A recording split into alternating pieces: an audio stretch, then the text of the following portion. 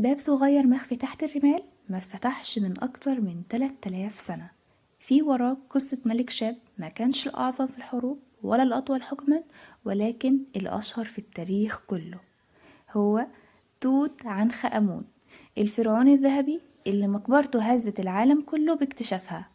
تعالوا معانا في مصر إيجابي نعرف أكتر عن الاكتشاف الأسطوري ده.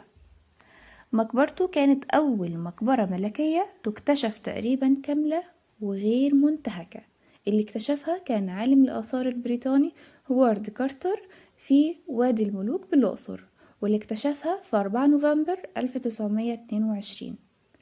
المقبرة دي كان ليها دور كبير جدا في فهم الطقوس الجنائزية وأساليب الحياة القديمة في مصر، وكمان تم العثور فيها على أكثر من 5000 قطعة أثرية، واللي من أهمها القناع الذهبي المشهور والتوابيت اللي عبارة عن 3 توابيت متداخلة وواحد فيهم من الذهب الخالص، والسرير الجنائزي والعربات الملكية والتماثيل والمجوهرات والأسلحة والأدوات اليومية وأواني الحفظ الأطعمة والزيوت والعطور، وكمان صناديق خشبية مزينة فيها ملابس وألعاب وأغراض شخصية. يعني من الآخر كأن المقبرة دي كان منقول فيها بيته كله معاه للعالم الآخر.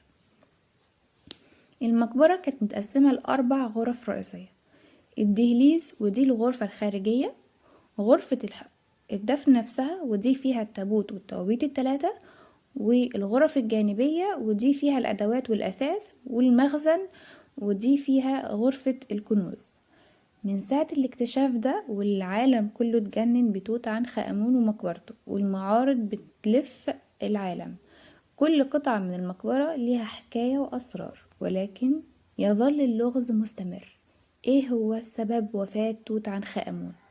توت عنخ آمون كان شاب، واللي اعتقد ان هو توفى في عمر 18 او 19، ولكن سبب الوفاة ما زال محل جدل علمي. يا ترى كان حادث، مرض وراثي، عدوى؟ محدش يعرف.